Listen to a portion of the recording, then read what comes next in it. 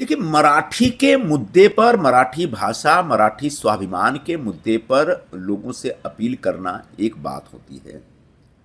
लेकिन जिस तरीके से उद्धव जी ने अपनी सभा में वो लगातार किसी तरह से वापस मुझे सत्ता चाहिए, यह राग अलापते रहे, तो ऐसा लगा कि उनको उनके उनके मुख्यमंत्री पद से हटाए जाने के बाद, जिसमें वो एक अपना अपना बहुमत खो बैठे थे, उनके अंदर आज भी बहुत दुख है, दर्द है, और उसी दर्द की अभिव्यक्ति वो पूरे भाषण में कर रहे थे। इसलिए फडणवीस जी ने इसे रुदाली भाषण कहा है।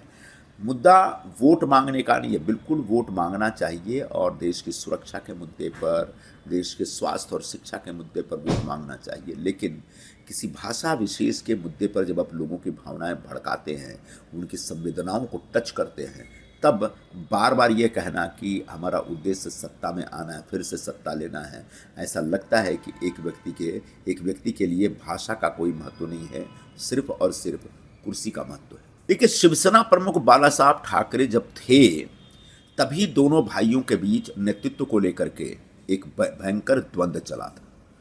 दोनों में से किसी ने एक दूसरे का नेतृत्व स्वीकार नहीं किया था। यही वजह हुई कि एक भाई को बाहर निकलना पड़ा। आज जब दोनों ने हाथ मिलाया है, तो निश्चित तौर पर दोनों में नेतृत्व कौन करेगा, यह एक बड़ा प्रश्न है, यक्ष प्रश्न है, और इसका जवाब इतना आसानी से नहीं दिया जा सकता। और मुझे लगता है कि नेतृत्व के मुद्दे पर ही इन दोनों भाइयों के बीच आने वाले दिनों में फिर से एक नया गदर हो सकता है। देखिए, बाला साहब जी हमेशा कहते थे कि भारत हिंदू राष्ट्र है।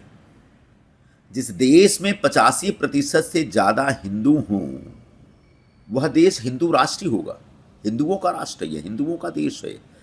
5000 साल से इस देश की परंपरा को हिंदुओं ने संभाल के रखा है। कितने आतताई आए, कितने आक्रमणकारी आए, कितने अत्याचारी आए, उन्होंने पूरी कोशिश की हमारा धर्मांतरण करने का, हमारे मंदिरों को तोड़ने का, हमारी परंपराओं को नष्ट करने का। लेकिन हमारे देश की जो हिंदू परंपराएं इतनी गहरी हैं कि हिंदू धर्म यहाँ से उखड़ नहीं पाया। आने वाले दिनों में हिंदू धर्म और मजबूत और ताकत के साथ खड़ा होगा। इस बीच छिटपुट कुछ न कुछ घटनाएं, कुछ न कुछ हमारे खिलाफ एक तरह का षड्यंत्र होता रहेगा। तो बाबा जो कह रहे हैं उसका मैं समर्थन करता हूँ। यह देश हिंदू राष्ट्र है। अब इसको संविधान के द्वारा घोषित करना एक बहुत सामान्य सी घटना नहीं होगी। इसके लिए बहुत बड़े जनादेश की आवश्यकता पड़ सकती है। ब्रिक्स देशों का सम्मेलन ब्राज़ील में चल रहा है, और हमारे देश के प्रधानमंत्री श्री नरेंद्र मोदी पूरे हिंदुस्तान का प्रतिनिधित्व करते हुए उस सम्मेलन में हिस्सा ले रहे हैं। और उस पूरे सम्मेलन के दरमियान प्रधानमंत्री जी ने बहुत ही ज़ोरदार तरीके से पहलगाम हमले की बातें लोगों के समक्ष रखी है। तमाम जो सदस्य देशों के समक्ष उन्होंने पहलगाम में जो आतंकवादी हमला हुआ उस विषय को रखते हुए कहा कि आतंकवाद पे कथनी और करनी में फ़र्क नहीं होना चाहिए। आतंकवाद पे सभी लोगों को एक साथ एकजुट होना चाहिए। क्यों? क्योंकि ये पूरी दुनिया के समाज के लिए बहुत बड़ा कैंसर है ये।